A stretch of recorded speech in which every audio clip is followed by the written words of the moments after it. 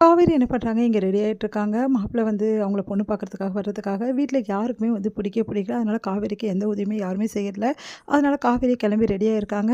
இங்க பாருங்க எல்லாருக்கும் சொல்றேன், வர்ற மாப்பிள்ளைய ஒழுங்கா பேசி எனக்கு கல்யாணம் பண்ணதுக்கு ஏற்பாடு பண்ணுங்க. அப்படி ஏற்பாடு பண்ணல அவ்வளோதான் சொல்லிட்டேன் அப்படின்னு சொல்லிட்டு எல்லாரையும் வந்து மிரட்டிட்டு இருக்காங்க காவேரி. இங்க வந்து அம்மு என்ன பண்றா, எப்படியாவது காவேரி மிஸ்ஸ பார்க்கணும் அப்படின்னு சொல்லிட்டு ரோட்ல வரா. அப்ப வர்ற வழியில வந்து அவள் வந்து அவளுக்கு வந்து ஆக்சிடென்ட் ஆகும்போது கரெக்ட்டா வந்து காப்பாத்திட்டாரு நம்ம வந்து நிவின். நிவின் வந்து காப்பாத்தி குழந்தைய வீட்டுக்கு கூட்டிட்டு வராரு. இங்க நடந்த விஷயத்தெல்லாம் சொன்னோனே எல்லாருமே பதறி போறாங்க. காவேரி வந்து ஏன் அம்மு இப்படிலாம் பண்ற? அப்படி சொல்லிட்டு கேட்டுட்ருக்காங்க. இல்ல மிஸ், உங்களுக்கு கல்யாணம்னு சொன்னாங்க மிஸ். நீங்க யாரையும் கல்யாணம் பண்ணிக்க போறீங்களாமே? ப்ளீஸ் மிஸ் எங்க அப்பாவ கல்யாணம் பண்ணிக்கங்க மிஸ் அப்படி சொல்லியிருக்கும்போதே வந்து கரெக்ட்டா மாப்பிள்ளை வீட்டுக்காரங்க அங்க வந்துடுறாங்க. அவங்கள பார்த்துட்டு அப்படியே வந்து காவேரி வந்து அப்படியே நிக்கிறாங்க குழந்தையோட. இவ யாரு? அப்படி சொல்லிட்டு எல்லாரும் கேட்குறாங்க. இவ என்னோட ஸ்கூல்ல வந்து படிக்கிறா. இந்த மாரி வந்து என் கிளாஸ்ல படிக்கிறா அப்படின்னு சொல்றாங்க. உடனே வந்து, "ஓ! அப்படியா? உன் பேர் என்னம்மா?" அப்படி சொல்லிட்டு எல்லாரும் கேட்டோனே, காவேரின்னு சொல்றா. "காவேரியா? உங்களோட ஸ்டூடெண்ட் பேரும் காவேரி, உங்க பேரும் காவேரியான்னு?" சொல்லிட்டு கார்த்திக் வந்து சிரிக்கிறாரு. உடனே வந்து, "இங்க பாரு அம்மு, நீ அமைதியா இருக்கணும். இப்போ இவங்க எல்லாரும் வந்திருக்காங்க. எதுவும் பேசக்கூடாது சரியா?" அப்படின்னோனே, சரிங்க மிஸ்" அப்படி சொல்லிட்டு குழந்தை உட்காந்துருக்கா. எல்லாருமே வந்து வந்து பார்த்துட்டே இருக்காங்க. அப்போ இங்க விஜய் வந்து விஷயம் தெரிஞ்சு விஜய் வந்து குழந்தைய தேடி அங்க வராரு. பார்த்தா காவேரி வந்து மாப்பிள்ளைக்கு வந்து அந்த காஃபி குடுக்குறாங்க. அது எல்லாமே விஜய் பார்த்து பயங்கரமா அதிர்ச்சி அடைகிறாரு. அவரால தாங்கிக்கவே முடியல. உடனே அம்மு அப்படி சொல்லிட்டு கூப்பிடுறாரு.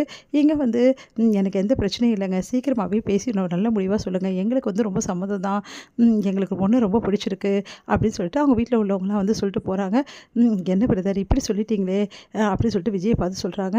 உடனே விஜய் அமைதியா இருக்காரு. அடுத்து வந்து எல்லாரும் போனோனே காவேரி வந்து என்ன நினைச்சீங்க மனசுல அப்படி சொல்லிட்டு கேட்குறாங்க. நாங்க என்னங்க பண்ணேன் அப்படின்னு சொல்லிட்டு விஜய பார்த்து கேட்டோன்னே, விஜய் வந்து என்னங்க ஆச்சு அப்படின்னு சொல்லிட்டு கேட்குறாங்க. எதுக்காக இப்ப தேவையில்லாம உங்க பொண்ண வந்து இந்த மாரி அனுப்பிச்சு இந்த மாரி பண்ணிட்டு இருக்கீங்க. ஒரு சின்ன குழந்தைய உங்க சுயநலத்துக்காக பயன்படுத்துறீங்களே!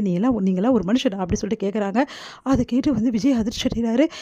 நீங்க என்ன சொல்றீங்க மிஸ்? நான் எதுவும் பண்ணல அப்படின்னோனே, குழந்தை எனக்கு வந்தது கூட தெரியாது. இப்ப தான் நிவின் வந்து ஃபோன் பண்ணி சொன்னாரு. அதனால தான் அலறி அடிச்சுட்டு ஓடி வரேன். சத்தியமா எனக்கு இதுக்கும் எந்த சம்மந்தமும் இல்ல. அம்மு நானா உன்ன போ சொன்னேன் அப்படின்னோனே, இல்ல அப்பாக்கு எதுவுமே தெரியாது. நானா தான் மிஸ் வந்தேன். நீங்க அப்பாவ சொல்லாதீங்க. எனக்கு தெரியும். நீ அமைதியா இரு அம்மு. என்ன நினைச்சிட்டு இருக்கீங்க நீங்க? குழந்தைய வச்சு எப்படியாவது உங்கள கல்யாணம் பண்ணிக்க வைக்க என்ன சம்மதிக்கலாம்னு வைக்கிறீங்களா? இந்த ஜென்மத்தில உங்கள நான் கல்யாணம் பண்ணிக்க மாட்டேன். உங்கள எனக்கு பிடிக்கல சார். பிடிக்காதவங்கள நான் ஏன் சார் கல்யாணம் பண்ணிக்கணும்? எனக்கு அந்த பையன தான் பிடிச்சிருக்கு. கார்த்திய தான் பிடிச்சிருக்கு. அதனால அவர தான் நான் கல்யாணம் பண்ணிப்பேன். உங்கள கல்யாணம் பண்ணிக்க வேண்டிய அவசியம் எனக்கு இல்ல சார் அப்படின்றாங்க.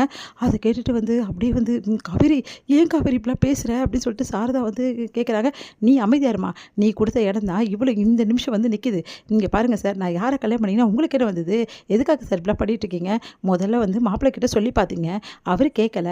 என்ன கல்யாணம் பண்ணிக்க வந்துட்டாரு. அதனால குழந்தைய தூது அனுப்புறீங்களா?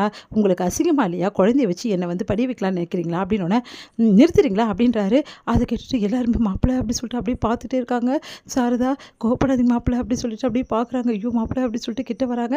உடனே வந்து விடுங்க நான் பேசிக்கிறேன். இங்க பாருங்க மிஸ், எக்காரணம் கொண்டும் நான் குழந்தைய வச்சுலாம் உங்கள கல்யாணம் பண்ணிக்கணும்னு எண்ணம் எனக்கு கிடையாது. என் குழந்தைக்காக தான் உங்கள நான் கல்யாணம் பண்ணிக்கணும்னு நினச்சேன். இந்த நிமிஷம் சொல்றேன். இந்த நொடி சொல்றேன். இனிமேட்டு எக்காரணம் கொண்டும் என் குழந்தை இந்த வீட்டுக்கு வரமாட்டா. உங்களையும் பார்க்க மாட்டா. யாரையும் பார்க்க மாட்டா. என் குழந்தை எப்போ நீங்க டிஸ்டர்பா இருக்கும்னு நீங்க நினைச்சீங்களோ, அந்த நிமிஷமே எனக்கு எல்லாமே விட்டு போச்சு. இதுக்கப்புறம் இந்த வீட்டுக்கு வந்தா என்ன என்னன்னு கேளுங்க. உடனே வந்து குழந்தைகிட்ட வந்து வராரு. வா அம்மு போலாம் அப்படி சொன்னோன்னே, அப்பா ப்ளீஸ்ப்பா நான் மிஸ் கிட்ட பேசுறேன்ப்பா. மிஸ் வந்து நான் சொல்றது கேட்பாங்கப்பான்னோன, அம்மு சொல்றது கேட்பியா கேட்க மாட்டியா? அப்படின்னோனே பயந்துடுறாங்க குழந்தை. ஏன் குழந்தைகிட்ட காட்டுறீங்க? என் மேல இருக்க கோவத்த என்கிட்ட காட்டுங்க. தைரியம் தான். அதுக்கு குழந்தைகிட்ட காட்டாதீங்க. இங்க பாருங்க மிஸ், உங்களுக்கு அவ்வளோதான் சொல்லிட்டேன். அமைதியா இருந்துருங்க. என் புள்ளைகிட்ட நான் 1000 பேசிப்பேன். நீங்க தலையிடாதீங்க.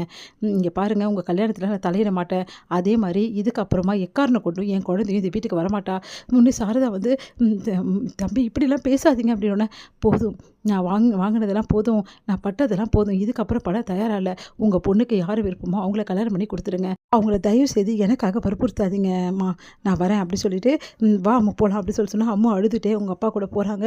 இதையெல்லாம் பார்த்து சாரதாக்கு தாங்கிக்கவே முடியல. அப்படியே வந்து தலையில வந்து பயங்கரமா அடிச்சுட்டு அழறாங்க சாரதா. இத பார்த்து காவேரி அதிர்ச்சி அடையறாங்க. ஏன் அம்மா இப்படி அழுவுது அப்படின்னு.